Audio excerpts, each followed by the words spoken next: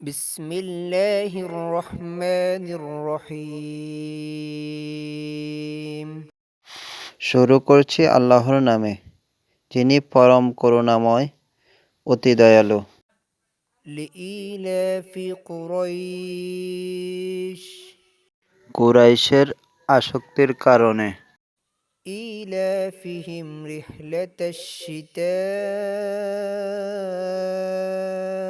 والصيف তাদের শীত ও গ্রীষ্মকালীন সফরের আসক্তির কারণে। فليعبدوا رب هذا البيت অতএব তারা যেন এ ঘরের, কাবা শরীফের রবের ইবাদত করে, الذي أطعمهم من جوع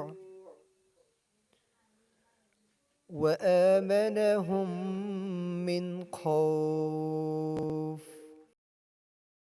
যিনি তাদের ক্ষুধা থেকে আহার দিয়েছেন এবং ভয় থেকে নিরাপদ দিয়েছেন।